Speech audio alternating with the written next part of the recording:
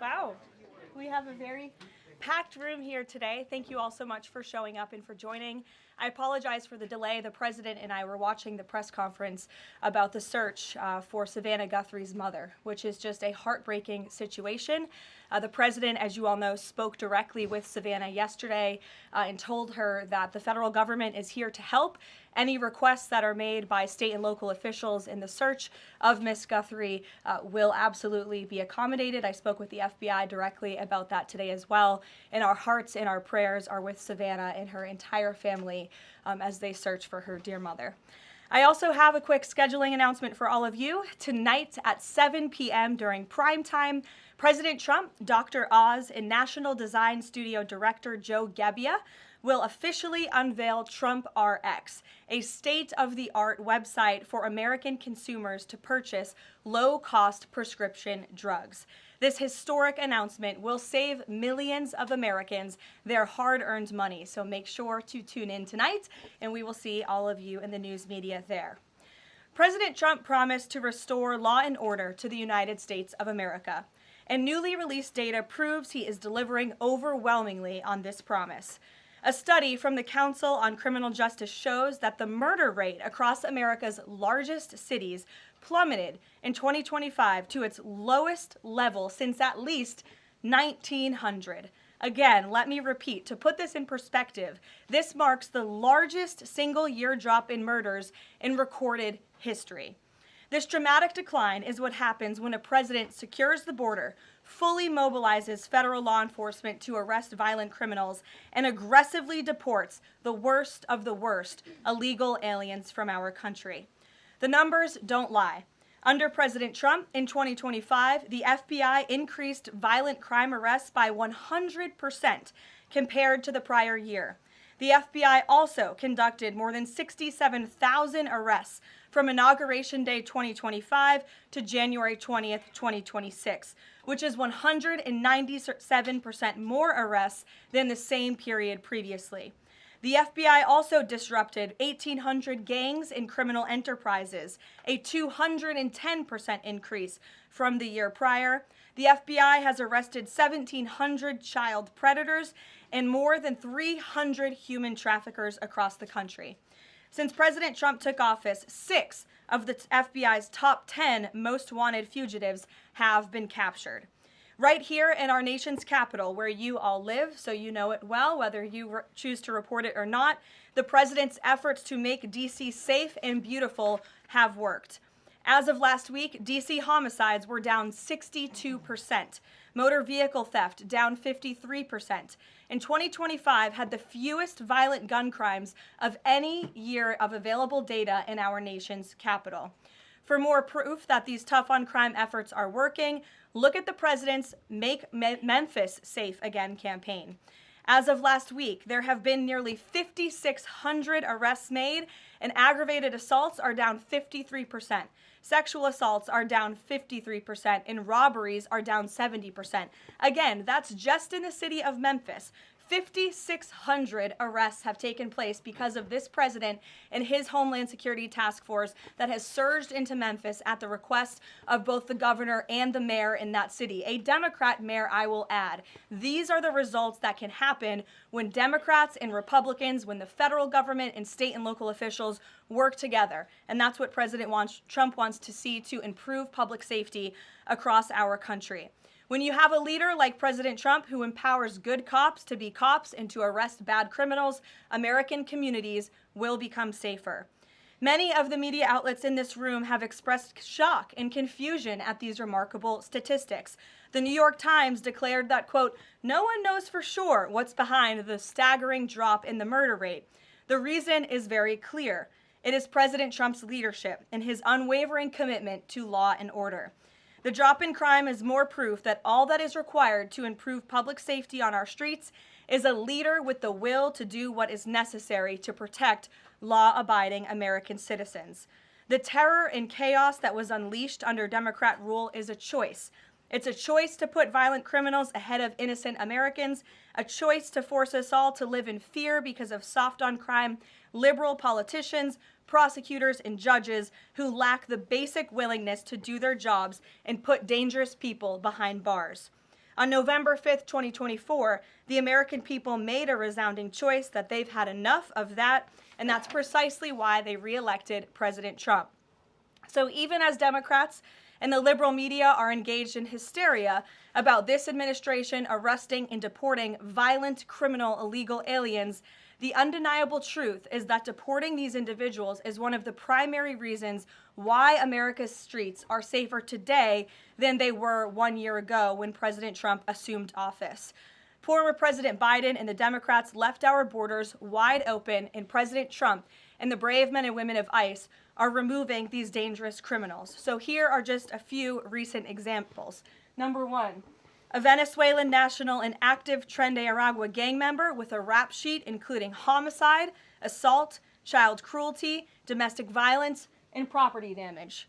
This is an individual I can assure you not a single one of you in this room would want in your neighborhood, whether you admit it or not.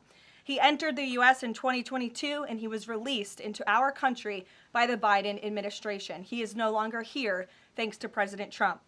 An El Salvadorian national and known MS-13 associate, previously convicted of homicide, conspiracy to commit homicide, and kidnapping, arrested for arson, battery, armed carjacking, and assault. He entered illegally in 2016, was released by the Obama administration, and ICE just arrested him on January 8th, 2026. This example shows you how many criminal illegal aliens have been roaming American streets freely because of a lack of attention to this matter from the previous administration, and President Trump is cleaning up their mess.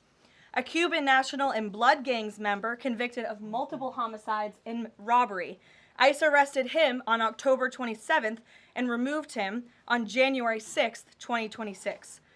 Arresting and deporting these types of illegal criminals is precisely what the American people voted for. And despite desperate recent attempts by Democrats and those in the media to undermine the president's deportation agenda, these efforts are failing. Brand new Harvard-Harris polling shows overwhelming support for President Trump's efforts to protect law-abiding citizens from criminal illegal aliens. Nearly 8 in 10 Americans say criminal illegal aliens should be deported. A solid majority also support deporting all illegal aliens, regardless of additional crimes. And more than 2 in 3 Americans back the Trump administration's common sense requirement that state and local officials cooperate with federal authorities and work to hand over criminal illegal aliens in local jails for swift deportation. Finally, to prevent another invasion of millions of illegal aliens from happening again, President Trump and Secretary Noem delivered the most secure border in American history. 0 illegal aliens were released into our homeland over the past 9 months. This is a truly remarkable achievement. Again, 0 illegal aliens released into the country in 9 months. This is staggering, and it deserves more attention from all of you. Overall, Customs and Border Protection recorded the lowest total encounters in agency history. Daily encounters have fallen by 95%, averaging just 250 apprehensions at the southern border a day. This is compared to over 5,100 daily apprehensions during the Biden years. It's a night and day difference because we finally have a president who enforces the law and lets our law enforcement do their noble jobs of protecting our homeland. When President Trump campaigned on making America safe again, this is exactly what he meant, and the numbers and the results speak for themselves.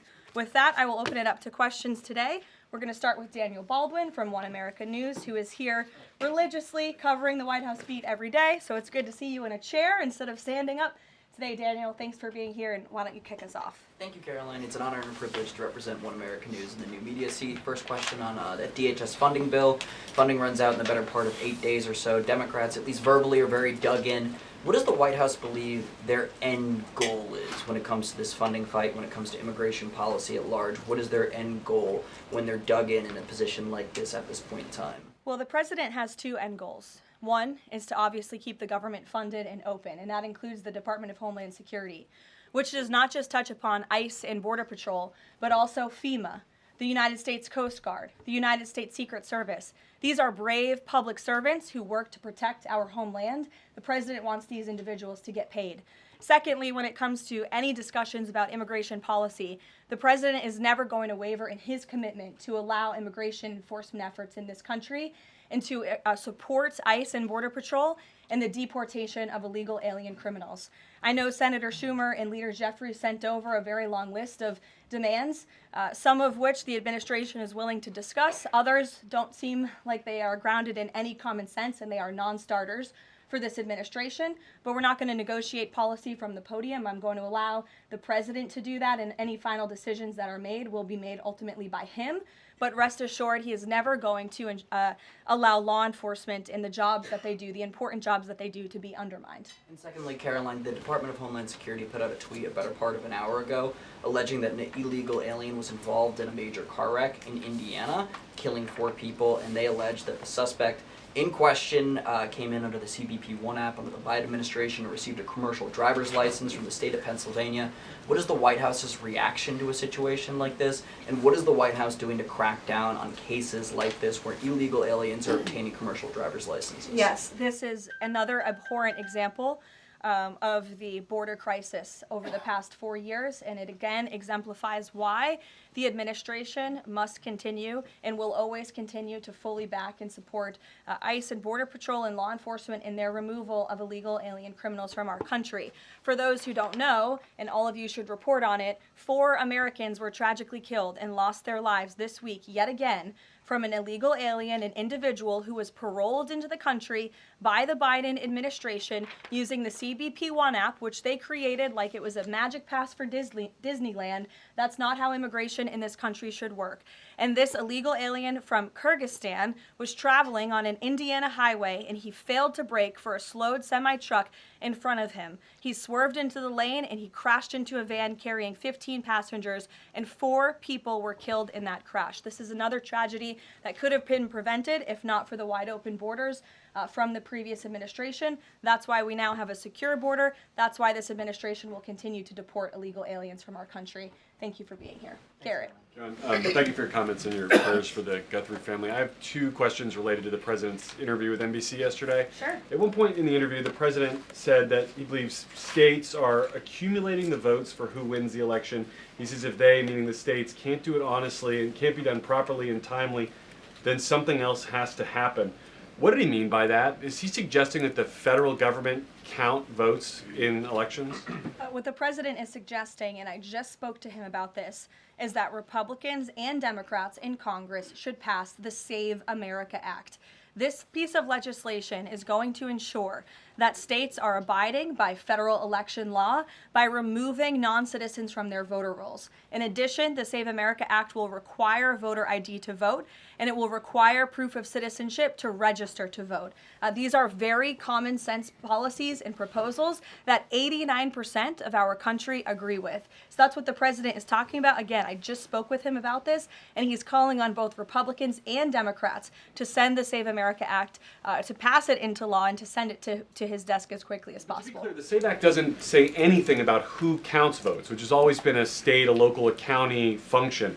Why does he keep talking about somebody else, presumably the federal government, counting votes? Because the SAVE Act directs states to remove non-citizens from their voter rolls. And we know in states across the country, the president is right to point this out. In states like California or in places like New York City, non-citizens are allowed to vote in state and local elections. And the federal government should absolutely do away with that. I don't think a single person in this room, if you really are being honest with yourselves, should agree that non-citizens should vote in American elections, no matter where that election is up and down the ticket. And so this is a piece of federal legislation that will help states ensure the integrity and the sanctity of their elections, and that's what the president wants.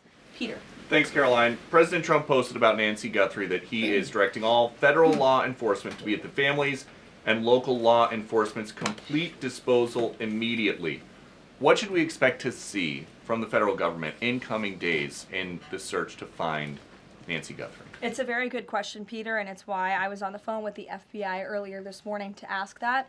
And what they told me is that the FBI, again, is at the disposal of the state and local government. Whatever personnel or assets or resources that the state and local authorities and police need will be granted to them at the direction of the president, the FBI director, and the attorney general. A different law enforcement issue. The FBI just found 1,000 samples inside an illegal biolab in Las Vegas.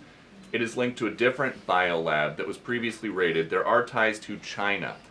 What does the president think the CCP might be up to here? I haven't spoken to him about this specific investigation from the FBI, but I'm happy to, and I'm sure he's very glad that this is something the FBI discovered, and we'll make sure anyone who is involved in illegal activity will be held accountable. And just one more about this weekend. At the Mar-a-Lago Super Bowl party, after the first 2 quarters, are the TVs going to be on the halftime show with Bad Bunny or the halftime show with Kid Rock? I think the president would much prefer a Kid Rock performance over Bad Bunny, I must say that. Jennifer. On the nuclear arms pact, we saw the president's post on that. Yes. But can you say, is there a temporary agreement with Russia to stand by the terms of the New START treaty while negotiations are happening? Not to my knowledge. Again, to your point, Jennifer, I just do want to reiterate exactly what the president said. He wrote just moments ago, the United States is the most powerful country in the world. I completely rebuilt its military in my first term, including new and many refurbished nuclear weapons. I also added Space Force and now continue to rebuild our military at levels never seen before. We are even adding battleships, which are 100 times more powerful than the ones that roamed the seas during World War II, the Iowa, Missouri, Alabama, and others. I have stopped nuclear wars from breaking out across the world between Pakistan and India, Iran and Israel, and Russia and Ukraine, rather than extend New START, a badly negotiated deal by the United States, which I will add was renegotiated under former President Barack Obama, aside from everything else, is being grossly violated. The president wants to have our nuclear experts work on a new, improved, and modernized treaty that can last long into the future, and that's what the United States will continue to discuss with the Russians. Peter. Thank you, Caroline. Sure. Did President Trump himself ever ask DNI Gabbard to head down to Fulton County, Georgia? The president was asked and answered that question just yesterday. I've seen a lot of the media in this room get very caught up with the semantics of why Tulsi Gabbard is there. I will tell you why, and the president agrees with this because election security is essential to national security. And as the director of national intelligence, it is a part of Ms. Gabbard's role to make sure that American elections are free of foreign interference and that American elections are safe and secure. And so the ODNI director is working with the FBI on this effort, and the president wholeheartedly supports both Kash Patel and Tulsi Gabbard in ensuring that American elections are safe, are secure, and are free of foreign intervention. Is there any Michael, indication that Thank there's you, foreign Caroline. influence? With the federal law enforcement's involvement in the search for Well, Nancy Guthrie. excuse me one second. It's the media who has said that there's Russian interference in American elections. You guys have been saying that for many, many years. So the people in Fulton Well, County. the people in this room, considering that you all said for many years that Russia interfered in the 2016 election to help Donald Trump, you should all be very happy that we finally have an administration that is looking into that, and we'll be happy to keep you posted. Michael. Thanks, Caroline. With the FBI's involvement in the search for Nancy Guthrie now, has this search expanded nationwide outside of Arizona? And given Pima County's proximity to Mexico, is this now an international search? Well, Michael, that would be a question for state and local authorities as they continue to oversee the investigation at this time. Again, the federal government and the FBI have offered any and all resources, but the state and local authorities are still leading the investigation, so I would direct you to them. I'm certainly not in a position to talk about it. One other question, Caroline. Sure. Friday's talks with Iran, they were originally supposed to take place in Turkey. They've now been moved to Oman. Can you tell us the reason for that move? Look, the president, diplomacy is always his first option when it comes to dealing with countries all around the world, whether it's our allies or our adversaries. And so Special Envoy Witkoff and Jared Kushner will be traveling to Oman for those talks tomorrow, and we will see what comes of those. The president is standing by for an update from them. Sure, in the pink. Thank you, Caroline. Cuban leader Miguel Diaz-Canel said today that Cuba would be willing to engage in dialogue with the United States only without pressure, without preconditions, on equal footing and with respect for sovereignty. But his government is denying what President Trump said, that they are already holding talks. How would you respond to that? I think the fact that the Cuban government is on its last leg and its country is about to collapse, they should be wise in their statements directed towards the President of the United States. But as I just reiterated, the President is always willing to engage in diplomacy, and I believe that's something that is taking place, in fact, with the Cuban government. Ed. Yeah, thank you, Caroline. So the Office of Personnel Management released a final rule today that makes it easier to fire government employees who are not doing their job, basically. Does the President believe that there are people in his government still that are not following his agenda? That's a good question. I have not asked him about that. I mean, look, it's a very big government, right? There are thousands of people who work for the federal government here in Washington, D.C. This administration has been very much focused on ensuring that we have an efficient and productive workforce for the American taxpayer. There's not a day that goes by where we don't show up and realize we are public servants working on behalf of the American people, and everybody in the federal government best have that mindset, or they won't be welcome to work for this administration. So I think it's a good thing that the Office of Personnel Management put this rule out. I think if people aren't doing their jobs, if they aren't showing up for work, if they're not working hard on behalf of this president, they're not welcome to work for him at all.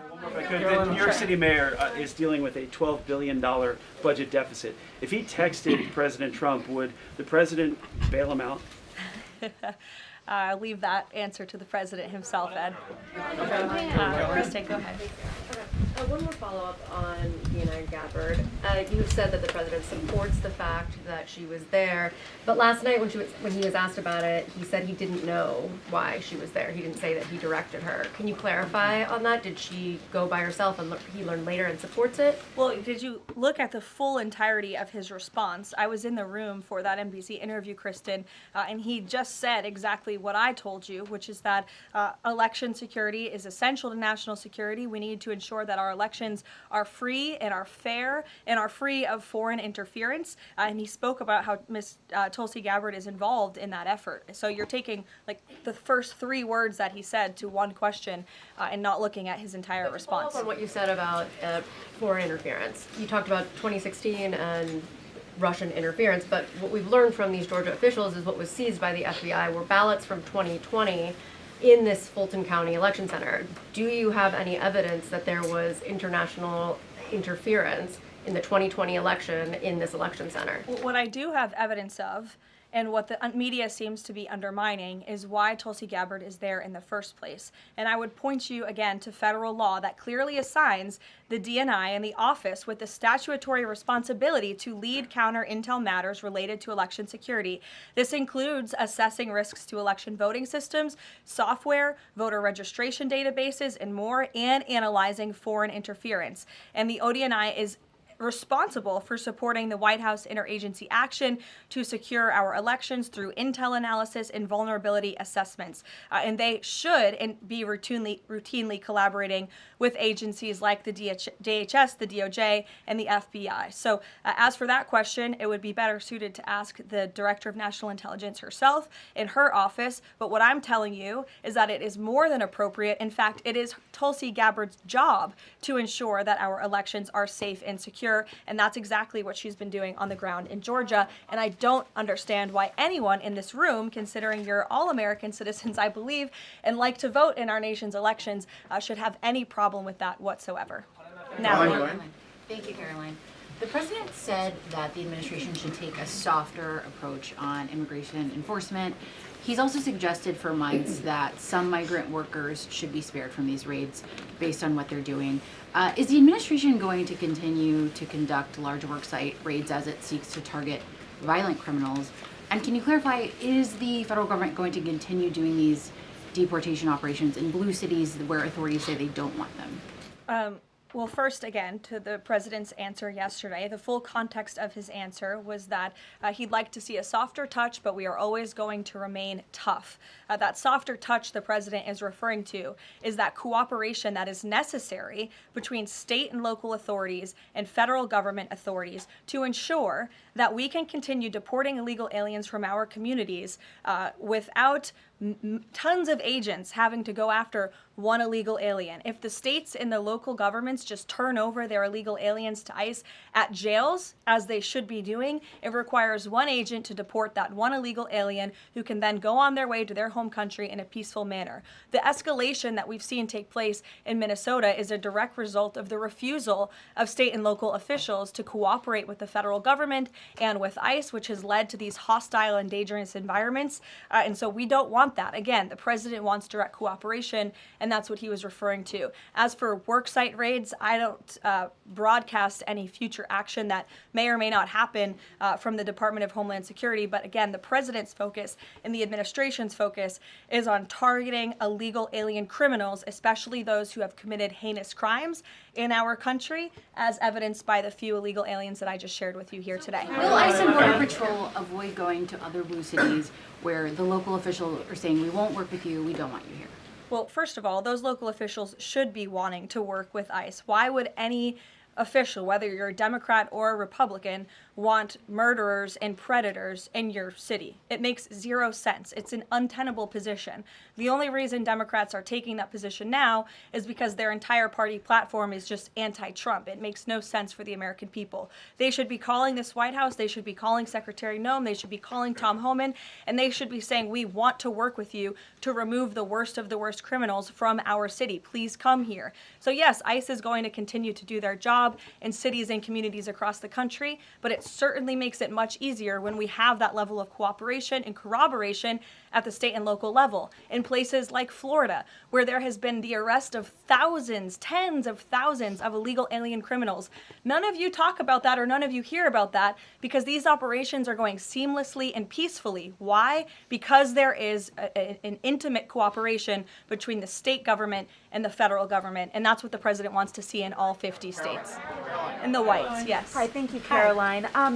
Over the weekend, President Trump said that he was giving a serious look at endorsing in the Texas Republican Senate primary. We know that Minnesota and Georgia also have competitive, crowded primaries. Is he giving those races a serious look as well? Well, I'm not allowed to speak from the podium on any future political endorsements the president may or may not make, but I know that he is watching all of these races across the country quite carefully. I won't get ahead of him on any potential endorsements. John. Thanks a lot, Caroline. Two questions for you about the continuing resolution that the president signed for the Department of Homeland Security. What would be the repercussions for all of the agencies under DHS if no agreement is reached on funding when that deadline approaches next Friday? Well, there will be grave repercussions for all of those agencies, but more importantly, frankly, for the American people who those agencies serve. And that's exactly what the president and the White House want to avoid.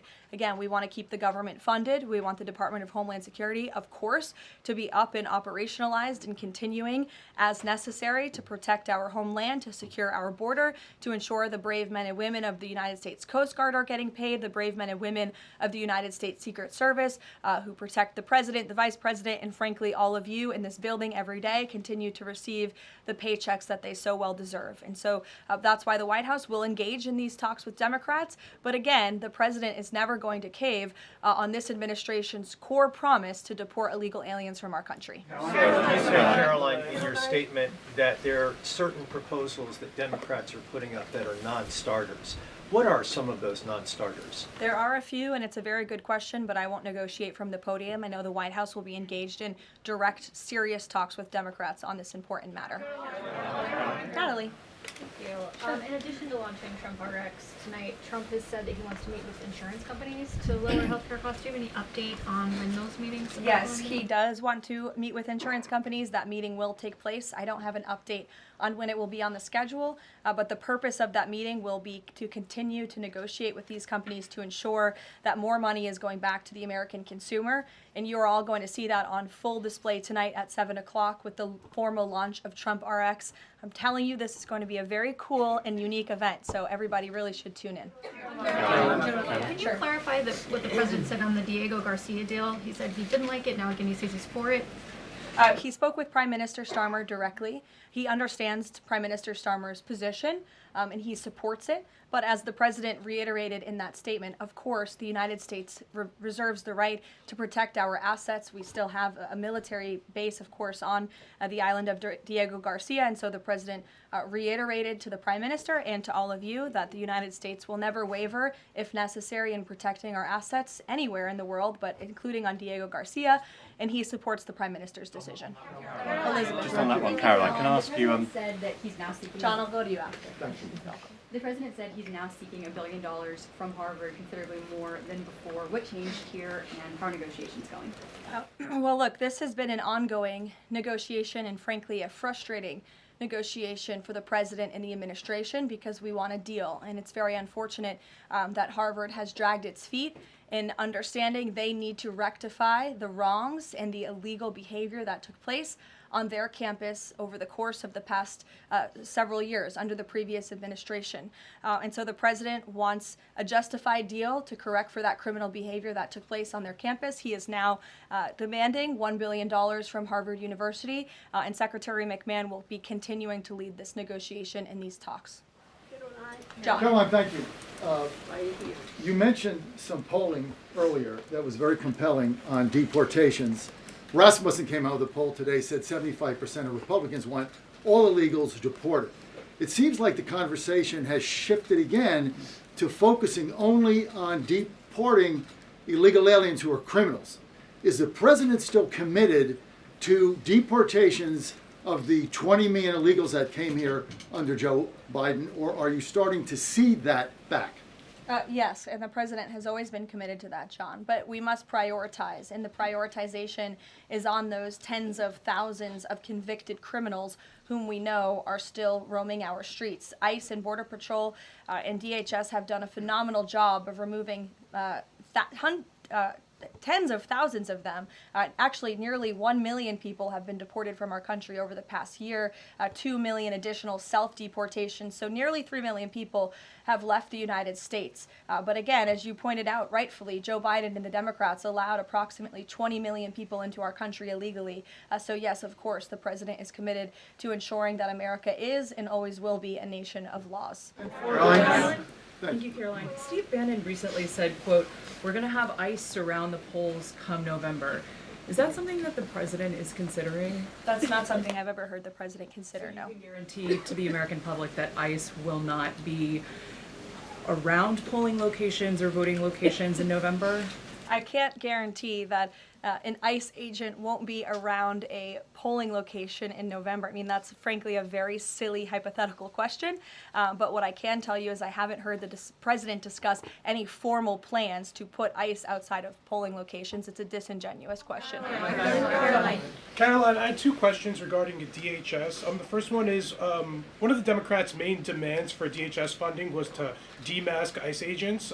Is this something that the president is even considering? Again, this is one of the specific points in the letter that went out by Senate Majority Leader Schumer and Hakeem Jeffries. I won't negotiate the individual points from the podium, but it is obviously something the White House will be discussing with lawmakers on Capitol Hill in the coming days. Is the administration concerned that the shakeup that we're seeing of DHS activity in Minneapolis could potentially embolden different obstructionist protesters around the country as they now have a playbook on how to get ICE out of their cities?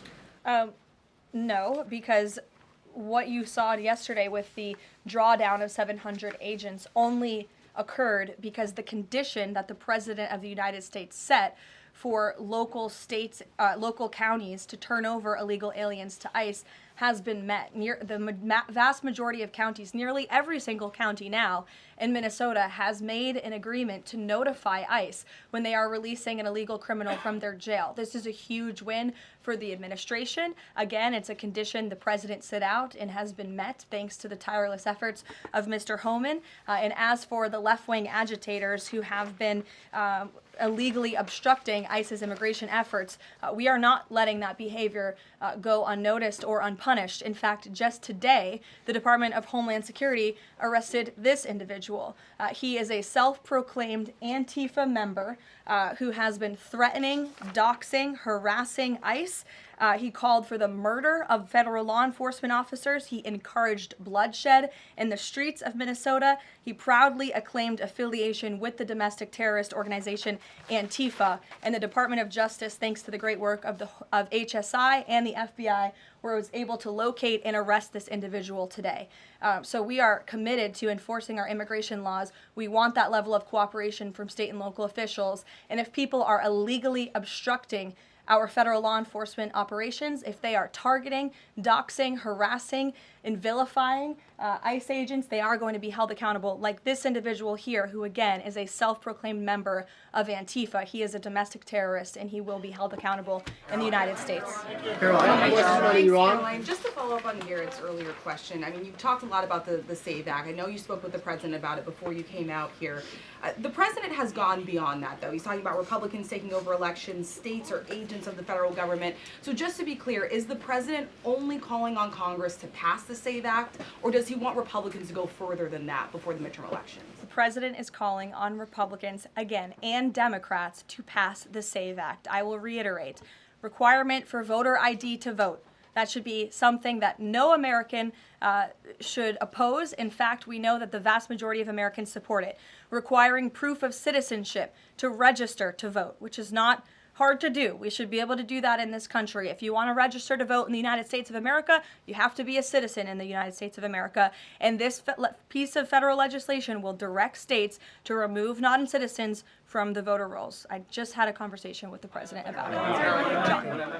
Thank you, Caroline. I have two questions. Tariffs on South Korea. As you know, President Trump recently mentioned increasing tariffs on South Korea. When will the 25% tariffs increasing on South Korea begin? Secondly, what impact will this have on national security? Sure. I don't have a timeline for you on that, but I will make sure that our trade team here at the White House gets you an answer swiftly and promptly. John. Thank you so much, Caroline. Yesterday, President Trump, in the NBC interview, said that it bothers me that somebody is going after Bill Clinton. That somebody is the House Oversight Chairman, James Comer, a Republican. Why is the president bothered that they're investigating Bill Clinton and his Epstein ties? Look, I think that the president has respect for the former president of the United States, Bill Clinton. He said yesterday himself they've shared a good relationship, and that's what he was reiterating in that NBC interview. Caroline. Go ahead. Caroline, can you tell us a little bit about the agenda for tomorrow's talks with the Iranians? What will be the focus of the discussions? Diplomacy moving forward. The president has obviously been quite clear in his demands of the Iranian regime. Zero nuclear capability is something he's been very explicit about, and he wants to see if a deal can be struck. And while these negotiations are taking place, I would remind the Iranian regime that the president has many options at his disposal, aside from diplomacy, as the commander-in-chief of the most powerful military in the history of the world. Washington Examiner, go ahead. Lynchburg County, Virginia, their local law enforcement is defying the blue government's demand that they no longer cooperate with ICE. There's a lot of red counties that are thumbing their nose at the blue government, blue states leadership, telling them not to cooperate with ICE. Will this administration support those counties in any way? Support them either through legal help or? Absolutely. And if there is a county in this country, whether it's red or blue, that seeks to cooperate with the federal government to remove violent, illegal criminal aliens from their communities, this administration is here to help. You've heard the calls from the president himself on asking Democrats and Republicans across the country to call on the Trump administration to work with them, not against them, in the matter of public safety and securing our homeland. Thank you all very much. You'll hear directly from the president tonight at 7 o'clock, and I hope everybody has a good weekend. Happy Super Bowl weekend. The president has wisely chosen not to make a prediction in Sunday night's game, but as a native girl from New Hampshire, go Patriots. Thank you, guys.